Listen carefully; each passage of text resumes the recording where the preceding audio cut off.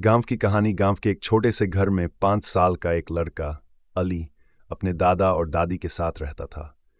अली के माता पिता शहर में काम करते थे, इसीलिए अली अपने दादा दादी के साथ गांव के साधारण लेकिन खूबसूरत माहौल में जिंदगी बिताता था।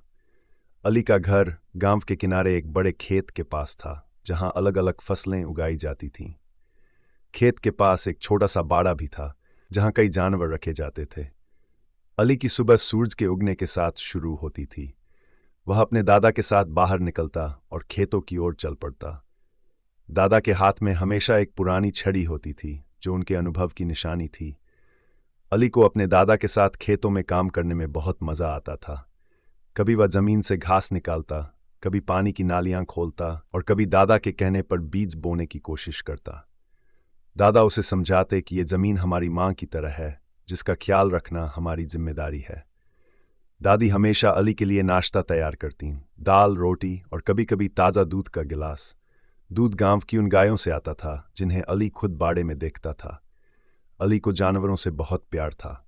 गांव के बाड़े में गाय, भैंस, बकरियां और मुर्गियां थीं। अली हर दिन इन जानवरों को देखने जाता और उन्हें खाना खिलाता।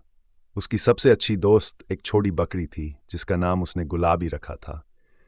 गुलाबी को अली के पीछे पीछे चलने की आदत थी और अली को यह बहुत अच्छा लगता था।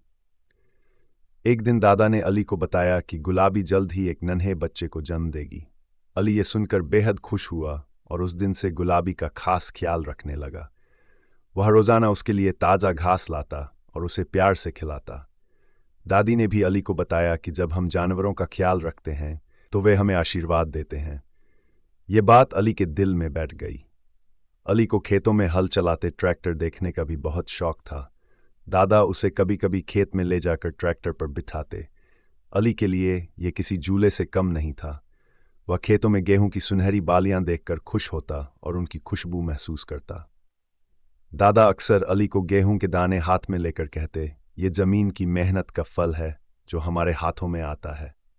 रात को जब पूरे गांव में सन्नाटा छा जाता, तब अली दादी के पास बैठकर कहानियां सुनता। दादी उसे कभी परियों की कहानियां सुनाती और कभी गांव के पुराने जमाने की बातें। अली को ये कहानियां बहुत पसंद थीं, क्योंकि वह इन कहानियों में खुद को हीरो महसूस करता था। एक रात दादी ने अली से कहा, बेटा, जो लोग जमीन और जानवरों से प्यार करते हैं वे हमेशा खुश रहते हैं। अली ने दादी की ये बात याद रखी और अपने दादा दादी के साथ रहते हुए गांव की जिंदगी के हर पल का आनंद लेने लगा। यूं अली के दिन खेतों, जानवरों और दादा दादी के साथ गुजर जाते। वह गांव की फिजा, पेड़ों की छांव और जानवरों के प्यार में खुश था। उसकी जिंदगी साधारण लेकिन खूबसूरत थी, जहां हर दिन एक नई कहानी लेकर आता था।